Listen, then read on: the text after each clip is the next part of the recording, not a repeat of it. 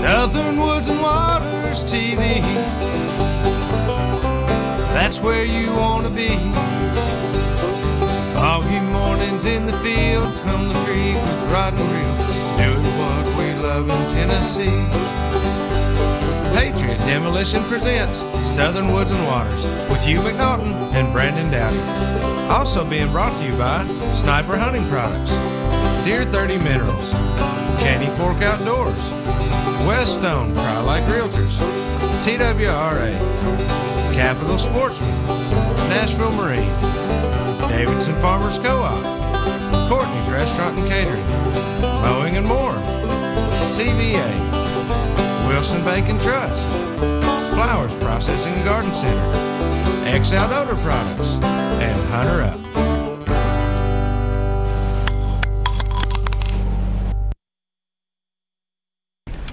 All right, welcome everyone to this Thursday night, and I'm Hugh McNaughton. And I'm Brandon Dowdy. And we are Southern Woods and Waters.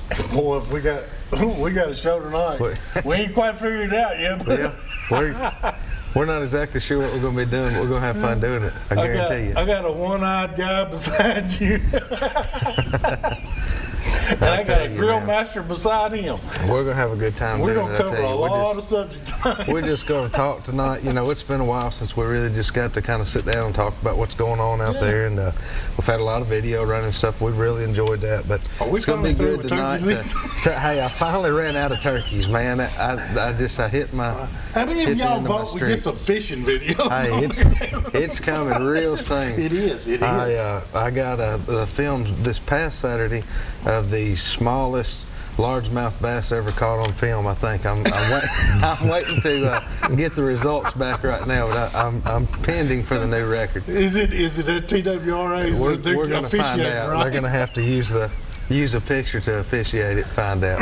That's bad. That's bad. Who caught it though? I did. You did? I did. It was about the same size of the crankbait it was on, but we got some good ones too. But well, that's good. That's what we need to do. And fishing, of course, is picking up. It is. It's hot out there, but you get out there early in the morning, late in the afternoon. It's well, let's go ahead now to introduce our guest to you tonight. We have with us to your immediate left, Dayton Blair.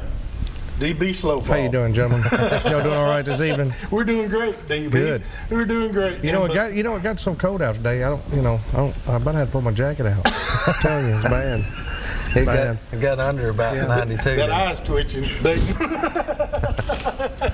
And beside you, Chris Baenziger. Hey guys. I'll tell you what, Chris.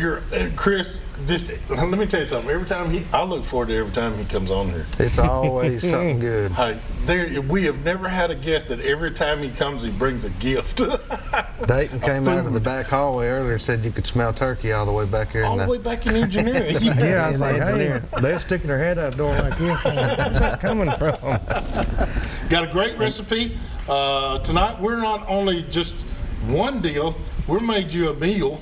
Yeah, I put a whole plate together. The whole plate together. Yeah. So he made the whole plate for a great summertime meal. Yeah. Being that we're just now officially over with turkey season. We can use some turkeys now. That's right. So we're going to show people tonight what we're doing with some of the turkeys. So hey, just to kind of head things off and start up some conversation between all four of us here.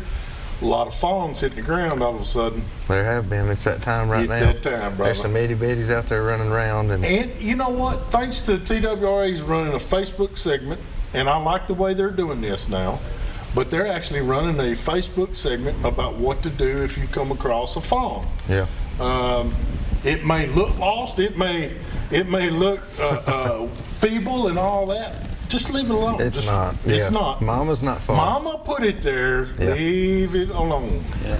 And I was out the other day and checking some water meters, and there was one that was in a fence, and it would stand up, then it would lay right back down. And I stopped because I thought, well, is he hung in the fence? Because I thought, if his legs hung, then you may want to stop to so they don't damage themselves. But then I sat there a minute, watched him. He'd get up, he'd sit down, he'd get up and sit down, and then finally he walked off. And Mama, she poked her head out of the woods. She knows where that baby is. He got to bellering a little bit, and Mama stepped out. And every coyote and bobcat does too.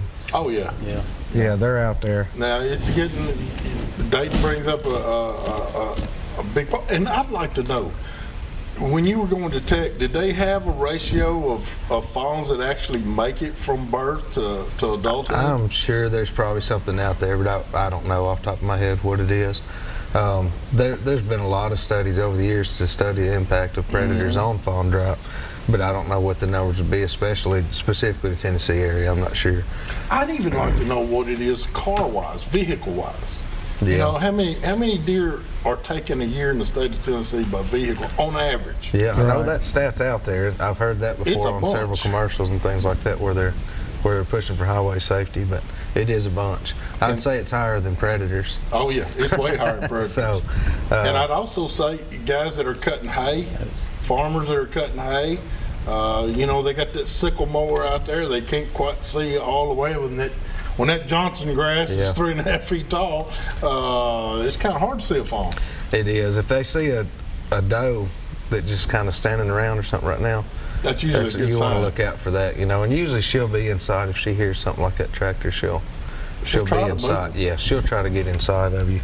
But it is something to look out for. That and those baby turkey poults too. Yeah. We've got some of those running around. I've got a little hen that's coming to a pond on one of our places just about every day with her little poults coming in and getting a drink. Well, I want to give a shout out to Randall Haley. Randall showed one on video the other day of a little baby. It was several. Yeah.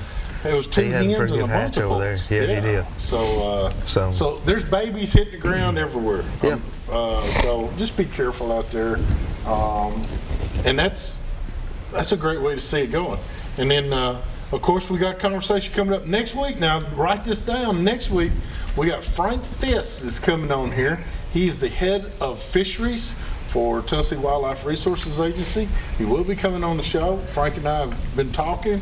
We are talking nothing but now. We're not going to talk bass. We're not going to talk Florida stray. We're not going to talk smallmouth, Asian carp. We're going to put it out on the line for everybody. Yep. And we're going to let you know where TWRA stands and where they're trying to get help. But they're asking for fishermen to help too. And so you need to know what we can do to help that situation. Get rid of those fellas. I'm telling you, it's going to be a bad thing. It's between it and the little mussels and stuff. It's moving around. We got to do something. We got to do something. Tell you what, we've got a couple of things I want to talk about the Asian carp to head that show up a little bit, but we got to do our weekly forecast. That's right. This week's weekly wild game forecast is being sponsored by Wilson Bank and Trust. I want to tell those guys thank you for everything that they do for us. You know, a little over 30 years this year. They got branches opening all the time. Get on their website or follow them on Facebook because they have a different event. It seems like just about every week. You know, somewhere at one of the branches or at least in one of the local towns. They highlighted one of their employees this week, and it was pretty nice. Yeah, that was really nice. Get on there and follow those guys and tell them how much you appreciate them sponsoring us. So. That's right. Hey, as far as wild game, I can tell you the fishing's on. It is. Fishing's on. We got a picture we're going to show here when we come back. Little 7-year-old boy, his uncle, his dad, and another family member, and they flat wore out some flatheads, didn't they? They had a big day. They did. So if you want to get out there and have a little summertime fun, you can go in the mornings or late in the afternoons, and it'll be relatively cool. I'm not going to say you're going to go sweatless because you won't. No, you won't. At all. I promise. At all. But get out there and have some fun. And kids are out of school. It's a great time to teach them how to trot line. It is. How to jug and all that. So we'll do that. And then first of all, you can send your pictures to us through Facebook, and that seems to be the best way that we get it because you get to tell a story with that. So we want you to do that. We want you to go and like our Facebook page. Come and follow us on Facebook. You know, we have a lot of things that we try to do through our Facebook page, and we had several grows new every members day. last month. We had a lot of new members this past month. So I want to say thank you to everybody that's come over and joined us, and just invite everybody else to come over and follow us there because we've got several clips coming up there. We had some turkey hunting stuff. We're gonna have some fishing clips and some live videos and things like that. So come over and follow. That's right. There's going to be some tips of the week from some of our pro staffers. If I ever get an invitation from Chris, I'll go film you him cooking. That's right. We're going to take a quick break. We'll be back here in just a minute with some more Southern Woods and Waters.